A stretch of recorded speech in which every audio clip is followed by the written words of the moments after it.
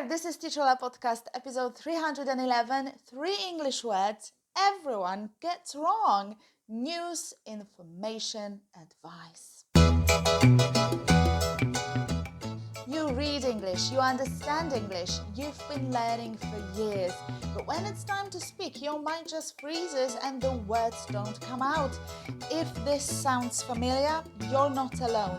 My name's Ola and this is Teacher Ola Podcast. I'm here to help you finally speak out loud. This isn't about perfect grammar or fancy vocabulary. This is about your voice, your words, your real English. Hi there, thank you for deciding to join me today. Listen, Voice Loop has been on for some time, but 2 new groups opened last week. So now we have started the second week, and I have to tell you, this is intense. I sent a video to the WhatsApp group. Group members watch it and answer my questions and do the tasks I ask them to do. They record their voice messages every day because of a few reasons. One, they need to expose themselves. You need it too. If you want to speak English with ease and flow and joy, you need to do one very important thing. You need to possess one very important thing, and it's confidence. Confidence comes from action, from taking action only, and that's speaking. So every member of the group knows others listen to them, and I listen to them, of course, and I share my feedback, and that helps you grow every day. We also meet once a week for 60-minute conversation session, but the key to success lies in consistent daily practice. And do you know what Patricia says? Hi there, Patricia. And she told me, and let me quote, but the cherry on top are the homework assignments. The way I feel speaking English after just 1 week is out of this world. I have never dreamt it could be like this. The vocabulary is quite difficult, which makes it super challenging, but that's exactly what I love. This course feels truly tailor-made for me. And also, she wrote this, listen. After 2 years of individual lessons, an hour and a half each with homework and Quizlet, I still didn't feel like I could speak in front of strangers. And today, I'm already looking for flights for November so I can finally use it. Whoa, well done, Patricia. Congrats. It's actually amazing how much is possible in a freaking week. 7 days, guys. And if you want to break the chain of constant learning, listening, not seeing any progress, feeling like you're going in circles with this language, come and join us. Apply at teacherola.com/grupy. All right, let's talk about 3 words that confuse even quite advanced learners: news, information, and advice. They're what we call uncountable common nouns, which means we don't use them in plural form and we don't use a or n with them. But each of these words has a few special things going on, so let's unpack them one by one. News.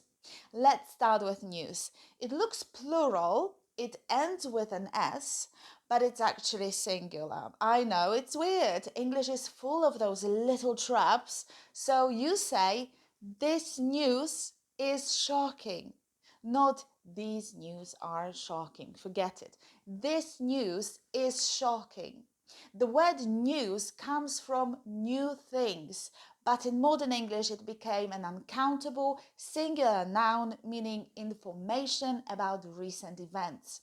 And we use like this: I've got some good news. The news was on TV last night. That's great news. If you want to talk about one item of news, something very specific, you can make it countable using a piece of news or an item of news. For example, she gave me a piece of good news this morning. There's one important item of news I want to share with you. And also remember, news is singular but uncountable. We use some news for general talk and a piece of news when we want to count. One piece of news, two pieces of news. Listen to these proverbs. Two pieces of news and expressions. Three pieces of news. Bad news travels fast. No news is good news. Good news never make a good newspaper. The news is only as good as its source. Information. Now, information is another one people constantly want to pluralize, but please don't. There's no such thing as informations in standard English. It's always uncountable, so we say I need some information about your course, not I need an information. And I need some information about your course to repeat it for you. You can't use a with information because a means one and we cannot count it. If you want to count, you need a structure like a piece of information or some information. Examples. She gave me a useful piece of information. Can you give me some information about your services? All the information is available online. It's singular grammatically, is, not are. This information is confidential. So, same logic as news. Uncountable, singular form. Use some for general talk or a piece of information if you want to count something specific. More sentences. Information is power. Misinformation is worse than no information. And then we've got advice. Same story, uncountable, no plural advices in English. You don't say he gave me an advice. Forget it. You say he gave me some advice.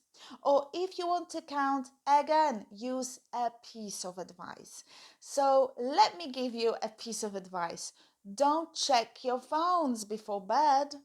She gave me two pieces of advice, both excellent.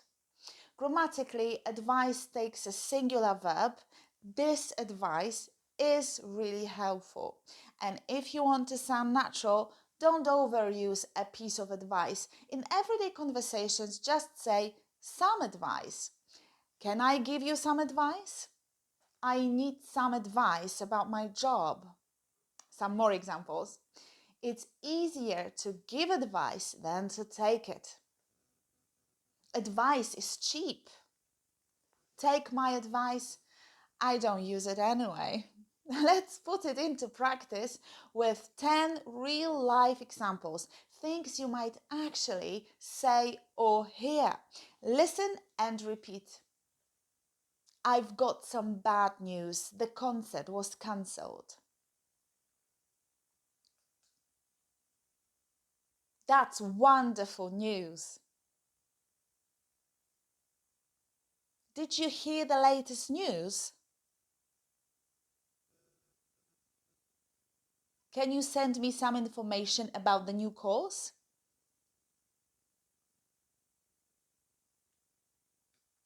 All the information you need is on the website. I need some advice. Can I give you a piece of advice? This advice is really helpful. I don't have much information yet, but I'll check. It's easier to give advice than to take it. And that's it for today's episode. Now you know how to use news, information, and advice And let's be honest, knowing is only half the story. The real change happens when you start speaking. If you've been learning English for years, listening, reading, watching, but still freeze when it's your turn to talk, then maybe, just maybe, it's time to flip the script. That's exactly what we do in Voice Loop. It's daily speaking practice in a small supportive group. You record your voice, get my feedback, and hear yourself improving every single day. Confidence grows fast when you stop hiding behind silence. And the best part? You can still join us. Go to teacherola.com/grupy. Pick your group and start speaking for real. Come and see what it feels like to use your English, not just study it. I'd love to hear your voice inside this group. And remember, you already can speak English. You just need to start. I'm your teacher, Teacher Ola, and you are listening to Teacher Ola podcast on YouTube. Bye for now and see you in Voice Loop.